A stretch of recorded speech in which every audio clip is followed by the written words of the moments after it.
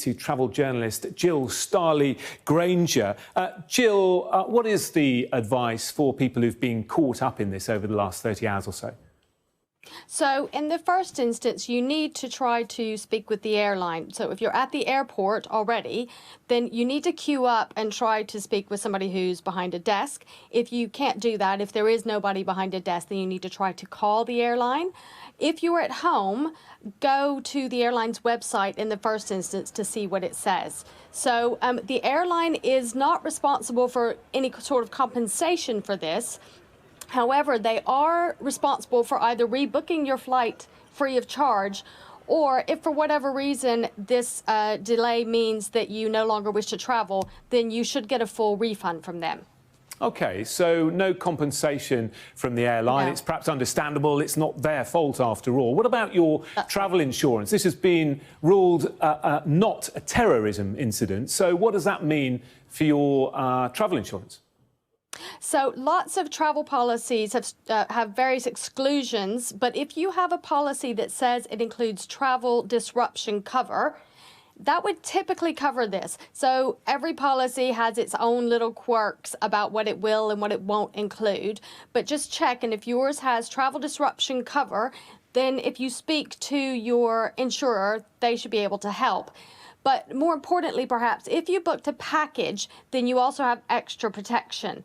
And a package doesn't necessarily mean you went through a travel agent.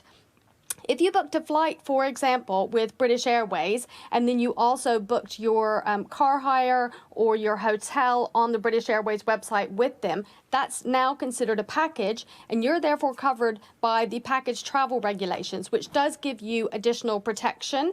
And it means that that will cover the cost of, let's say, any accommodation that you've paid for that you can no longer use.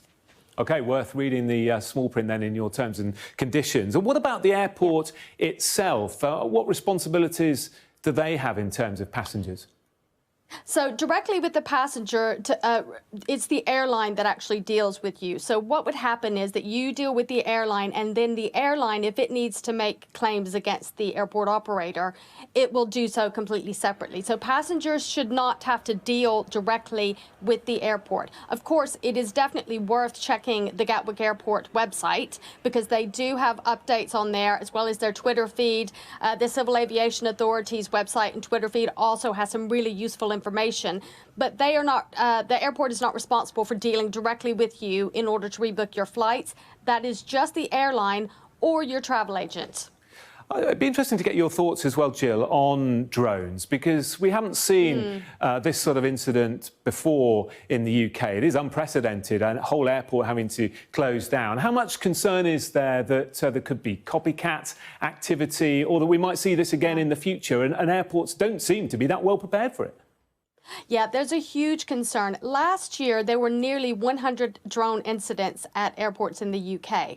Now, most of these are simple hobbyists who think it's perfectly acceptable to fly their drone over to get pictures of a plane that they want to get a picture of, or maybe just to see what's happening at the airport.